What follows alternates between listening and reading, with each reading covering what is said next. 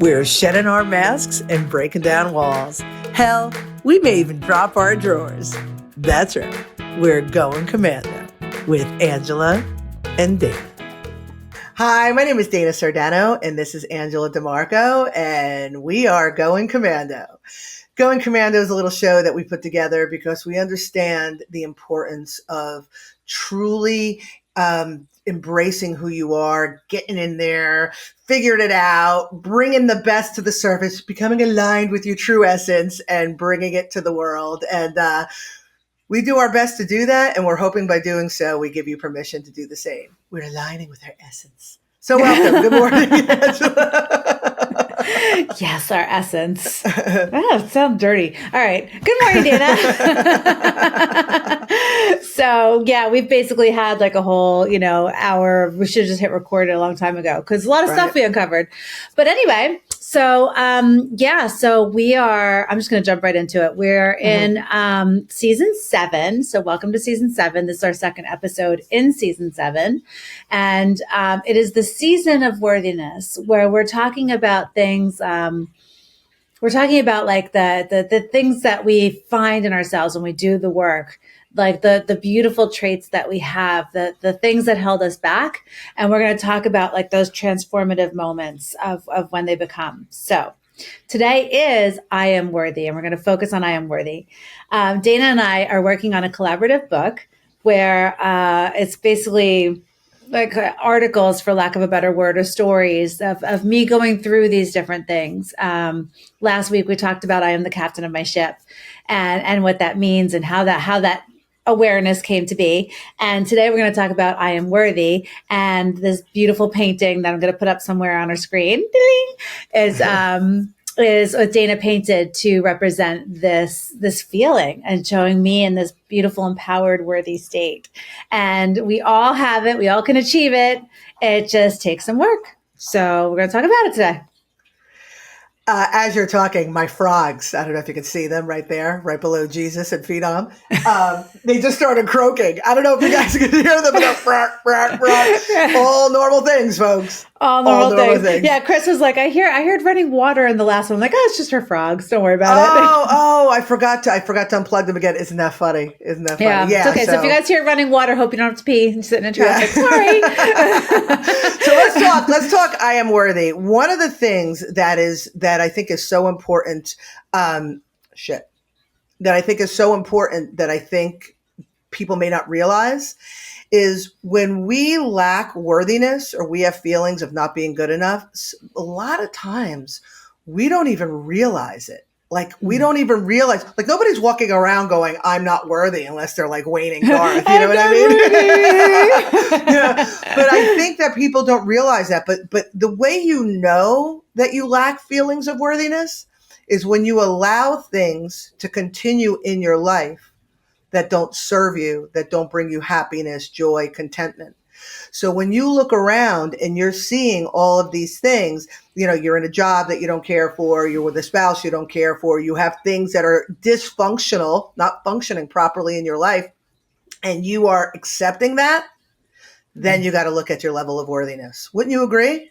Oh, 100%. And, just because my article, this story is written around family, let's talk about family, because I think that's where so many people can identify. You have these relationships that are built in to your life, like you roll into these relationships. Yep. Forced family fun. Forced family fun. We're going to have fun in Wally World. This is your mother. This is your father. Here's your shit ass brother. Now go.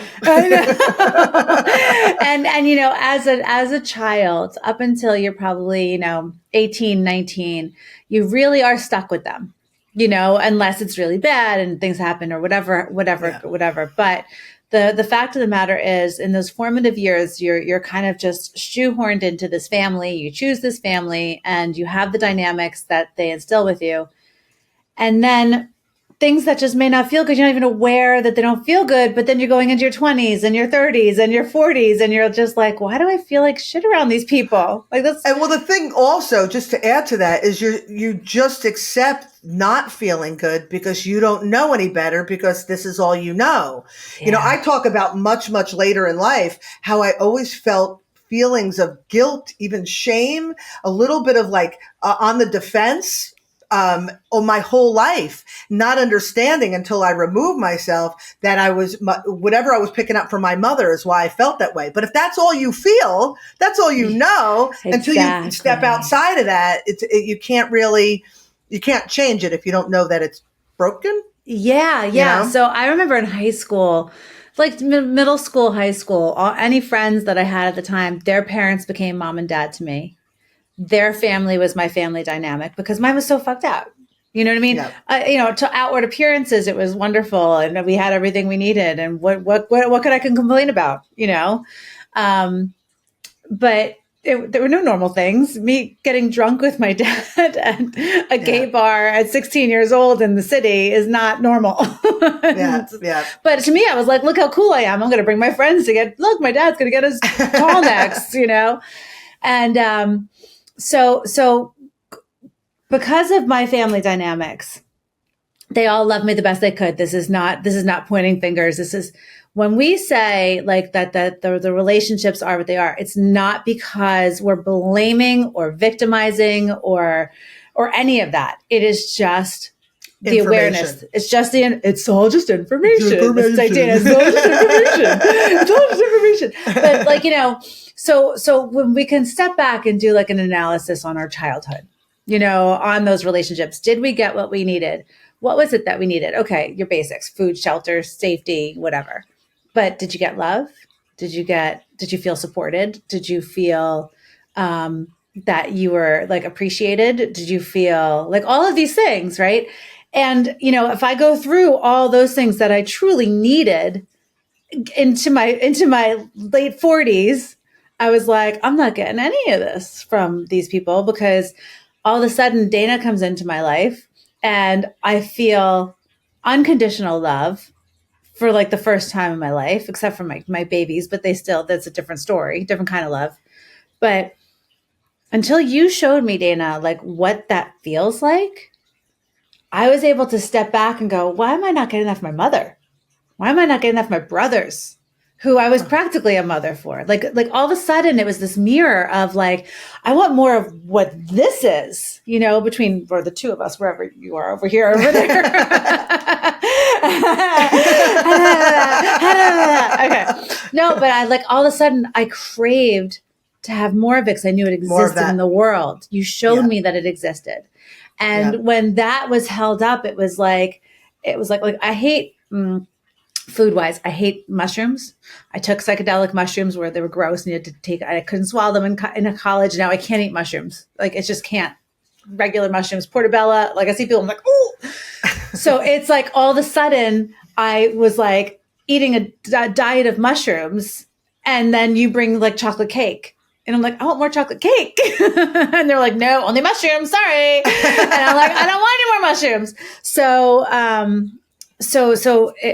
the work then comes in where you have that, not only the awareness that these people do this, like instill these feelings in you. What are you going to do about it?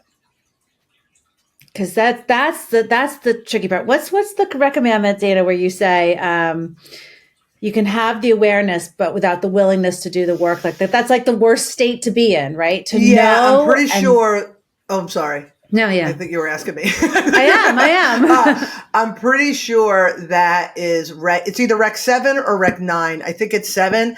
I will not deny the truth. I will not refute the truth or deny. And basically I have to have awareness or willingness. And yeah.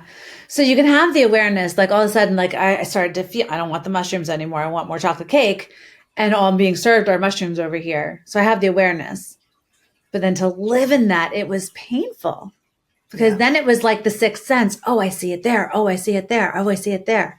Oh, I saw it 10 years ago. Oh, it was 20 years ago. And you start to see all these moments where I start to see all these moments where I was treated in ways that didn't feel good, that were not in alignment with who I was becoming. And it culminated into a separation from my entire family.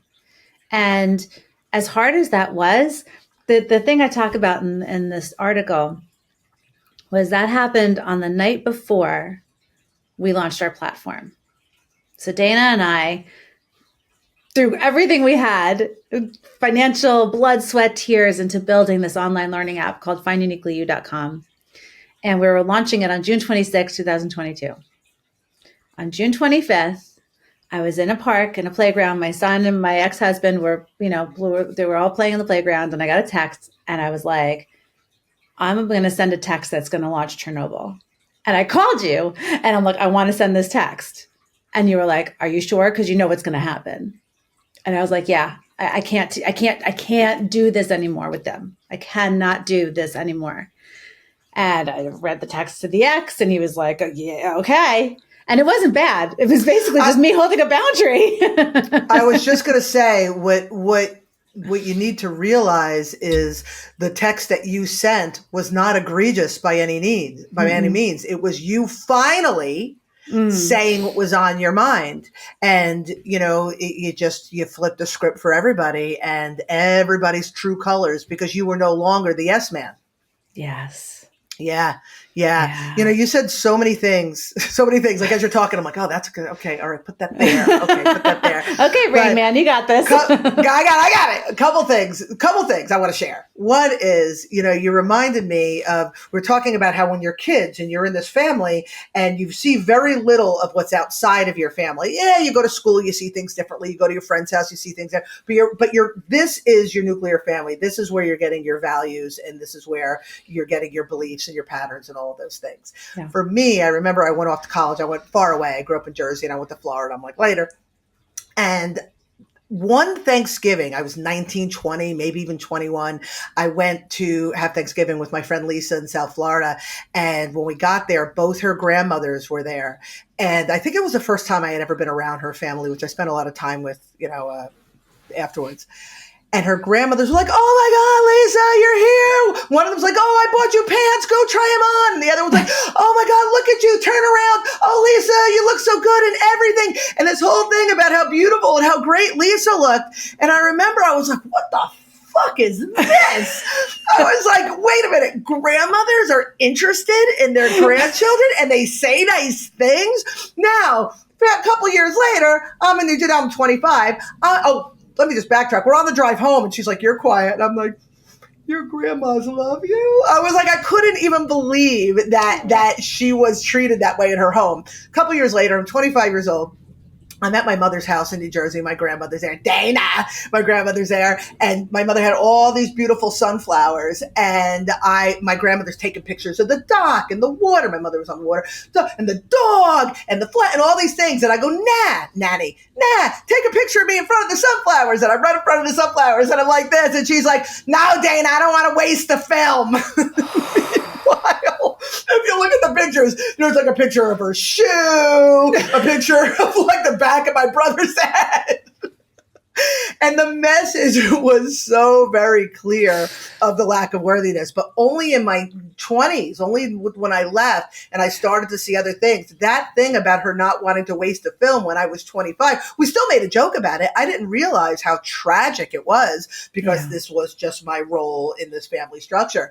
But because I had the comparison of what somebody else's looked like, you know what I mean? So my level of worthiness my level, I should say, of understanding my lack of worthiness or my feelings of, I just don't deserve better. Like I was starting to see little pieces of it. But again, when you're immersed in these patterns and not realizing that it's essential that you have to consciously change them. Angela was almost 50 years old when she was like, no more. I was, I think 43 when I was getting married, 42, 43 when I was getting married, and my mother and my brother and everybody, and I don't need to rehash the story, but everybody acted wonky and they didn't come to my wedding and it was the big deal. And I finally stood my ground. There comes a point of no more. Like, what do I want? Like, do I want to be happy? Am I deserving of being happy? And I just want to add one more piece because I don't really talk about this. And it was it had such magnitude, this experience that I had. The day I got married, my mother, my whole maternal side of the family didn't come. My father flew over from Thailand and across the world to come to the wedding, which is telling right there. And his brother and his kids were there. And it was almost like a graduation day for me. Like I had been through so much. It was so painful. Everything that I went through with my mother. I had to get married. My mother wasn't there. Like it was like really a big deal. And a very, very old, dear friend of mine married us. He happens to be a rabbi, not a Jewish wedding, but he married us because he could. Okay. So as in the venue, I come down this beautiful flight of stairs, oh, and I come down the stairs and then I walk down the aisle and everybody's there and everybody's watching. So I'm in a back room upstairs. And right before they call me to come out, the rabbi comes to kind of say his last things before I come downstairs. And he puts both his hands on my shoulders and he looks me in the eyes and he goes, "You deserve this." And I remember, I'm all chills. I remember in the moment being like, thanks, but being like, why is he telling me that? Because I didn't even realize how my lack of worthiness shaped the trajectory of my life. Yeah. And in that moment, he said, "You deserve it." And it stuck with me. And then I carried those words. And every time I had an experience where it was either, do I, not even realizing, do I deserve this, but do I make this move? Do I leave the job that sucks? Do I start painting because it feels good? Do I not put up with the bullshit of my, baby daddy drama? You deserve this. You deserve this. And we all are deserving of better than whatever shitstorm we're allowing ourselves to be in right now. You know what I mean? Yeah. Oh my God. That is so beautiful. Did I make you cry? You did, you motherfucker. Oh my God, I was touched too. That's what she said. There it is. Okay. So before I get into why I was crying, and now I'm going to be all snotty, sorry. So pretty. I'm so hot. Okay. You were saying about how my text was not egregious. And your catalyst, neither was egregious. Your catalyst was to your mother, "Ma, I think you owe me an apology." And she didn't come to your wedding because of that. Oh, and sicked everybody on me. Sicked my brother on me. Sicked my stepfather on me. Yeah. Oh my God. She was behind my back to working with my girl's birth father for custody and giving him money and doing So asinine. And it was over something stupid that she said. I don't even know what it was, but she said something weird. I don't even remember. That's how insignificant it was. She said something and I was kind of like, ew. And I was like, "Mom, I think you owe me an apology." The bombs were dropped. Yeah. That was like mine. It was as simple as that. It was something very simple. And it was like, my brother, "Oh, you're out of my life." And there was this one. They were waiting. They were waiting. Oh. My brother had been on a leash for a solid 20 plus years. Solid. And my mother was like, clink. And then boom, we were off to the races. Crazy. My brother cut me off, called me savior of the world and all this kind of stuff. And then my mother's drunk texting me going, "You think you're the savior of this family?" I'm like, bye-bye. See ya. Yeah. But all that is, in both situations, all it is a reflection of their own shame, guilt, lack of worthiness, lack of self-esteem, all of those things. And we were a part of that. And we're like, okay, this is what we're doing. This is what we do. And when we decided to flip the script, both of us, but not send anybody the memo. Okay, we're doing a worthiness thing now. We didn't do that. Okay, it's green shirt day. It's worthiness day. We didn't do that. And then everybody freaked. So we had to remove ourselves from it. Not everybody has to. You don't, if you're in a situation, a relationship environment or whatever, where you're like, I want better, because that's all worthiness is. I'm worthy of and empowered to blah, blah, fill in the blank, right? Yeah, yeah. And you can just express that to the people you care for, and they may make a choice to grow with you. Yes. Oh, wait, I'm not worthy either, right? Maybe I should, and grow with you. But sometimes you have to pluck yourself out or get booted out, in our case. Of that environment. And also there's also, if you have some kind of relationship that you consider toxic to yourself, right? The relationship is not toxic. It's not the relationship. It's how you're reacting in it, right? So if you have, there's massive planes flying overhead. I don't know what's going on. I don't know. World War III triggered? I don't know. You got planes. I got pee-pee water. My mother's hearing me. I don't know. It's all kinds of professional shit going on here. Commando. So what you can do is, like, let's say you have like a sibling, and you're not feeling good about what the sibling is doing. You don't feel comfortable around them. It's just not great. You can just energetically take your power back. Like, you can still be present in their lives, but not put so much stock into it.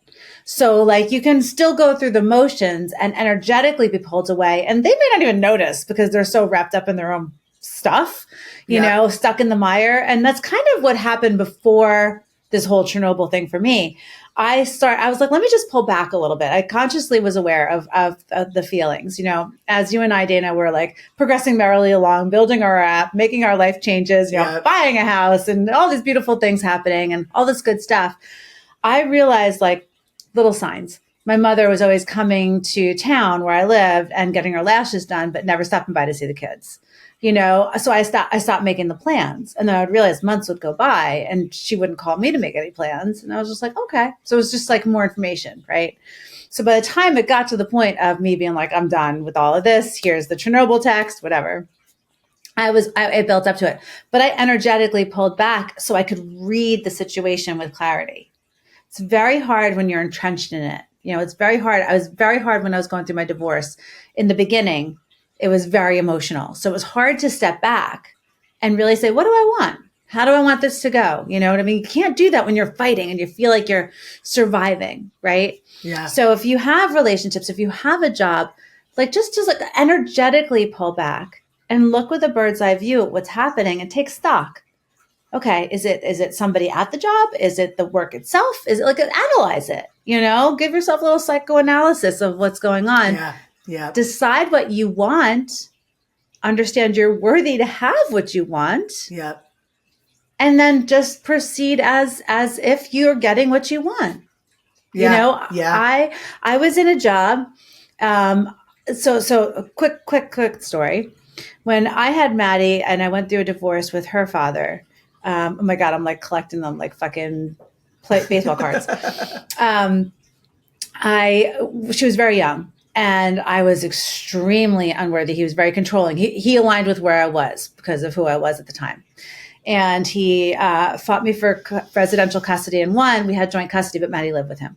And it was beyond tragic for me. It was so hard.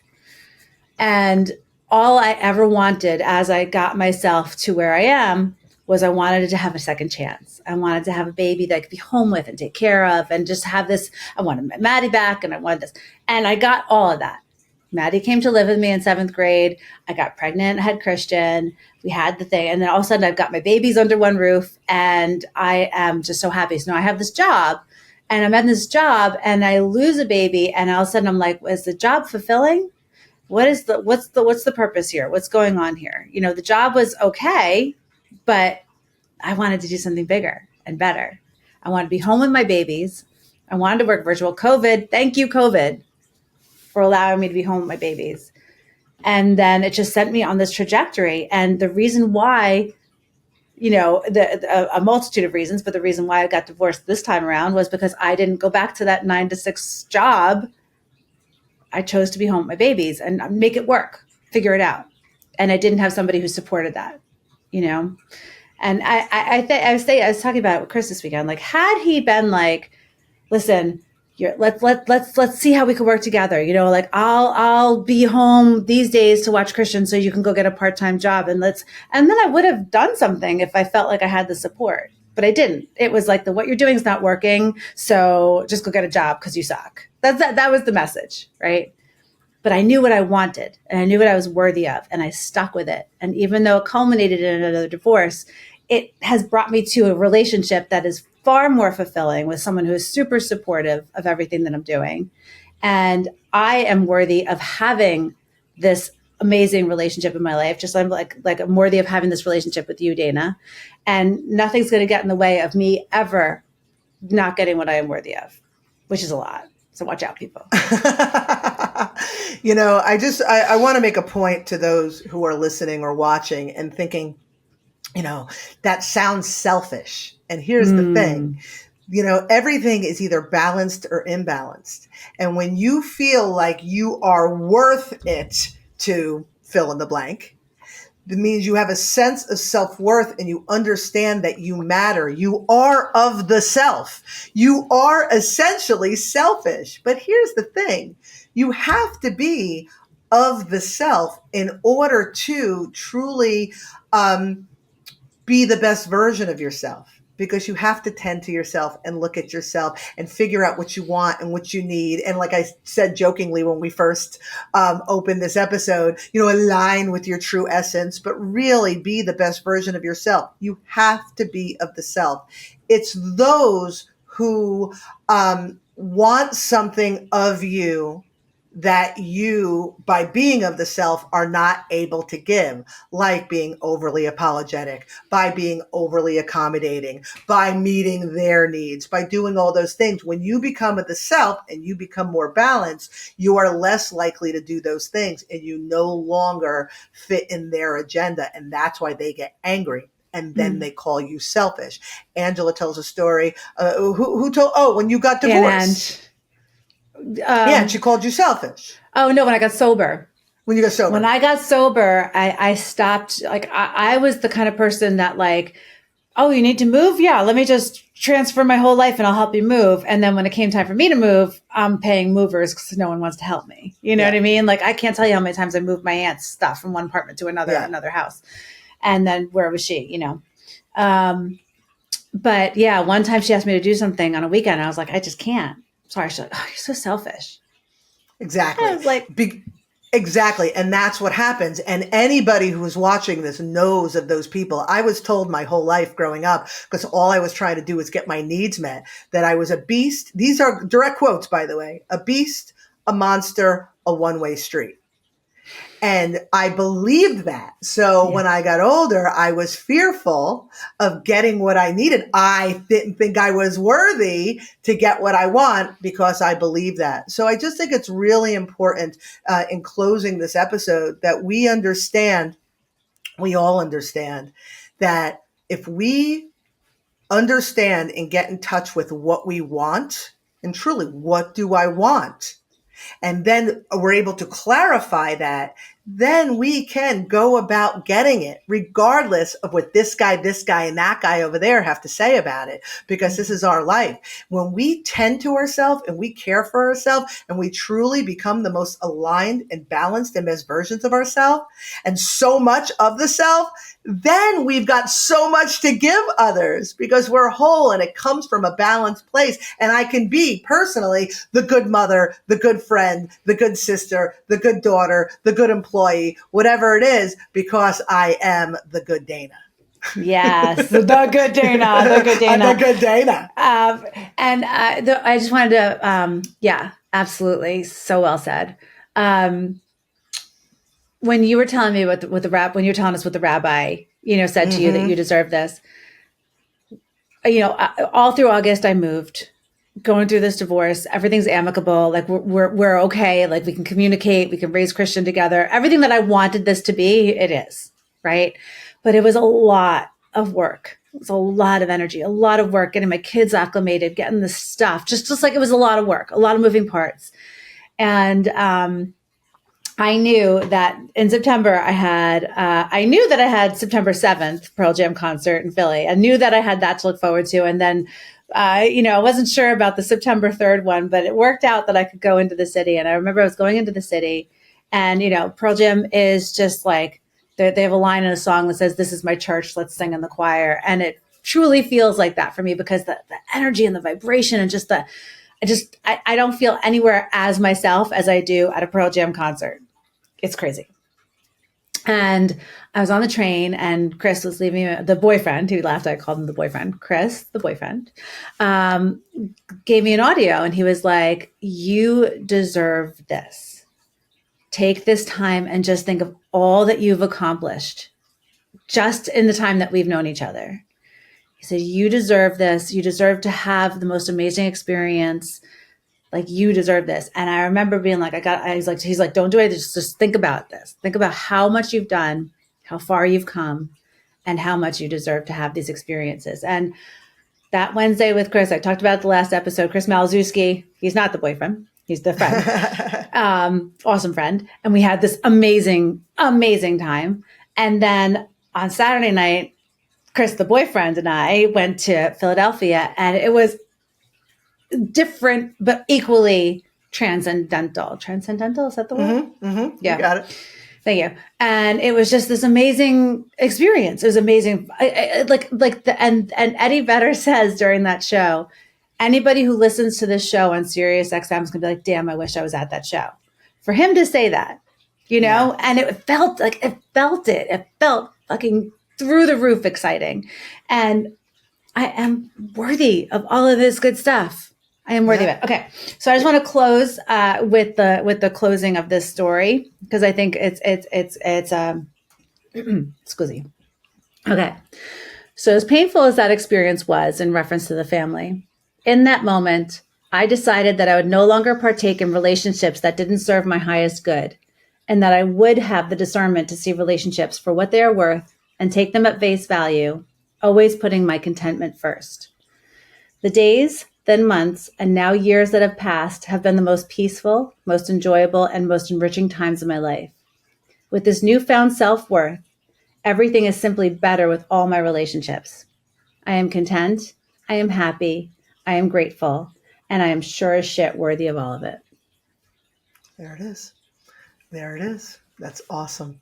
And I want to say directly, camera one, camera two, I want to say directly to anybody and everybody who's watching, I want you to think about that thing that you want, that thing that may seem out of your hands, unachievable, that supportive mate, that job that inspires you, that home that feels like home. Think about all of those relationships, interpersonal relationships, relationships with your children, all the things that you want.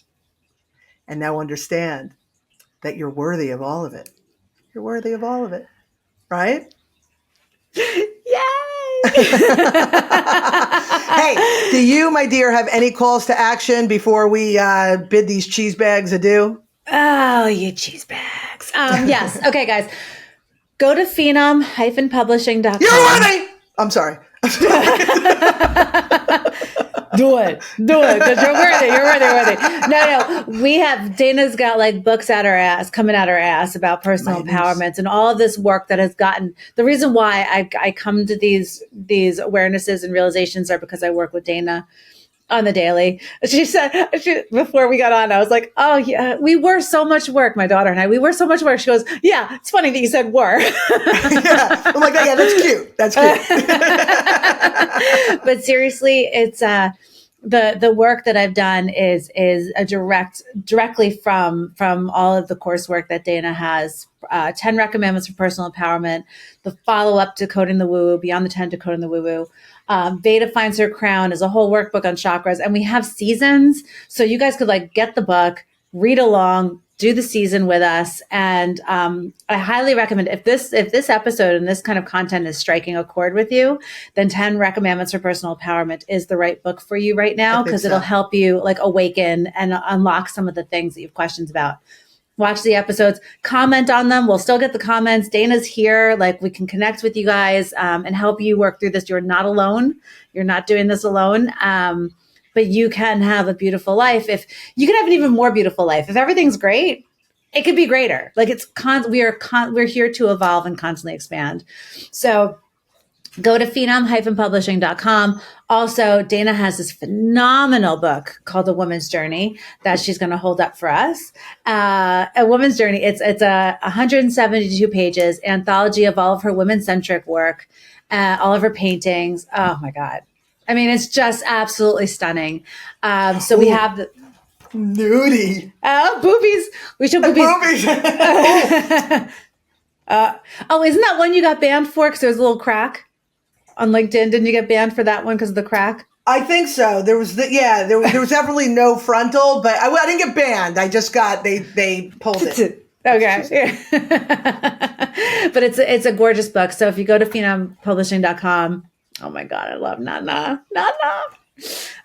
You can if I learn how to get a copy. Aura.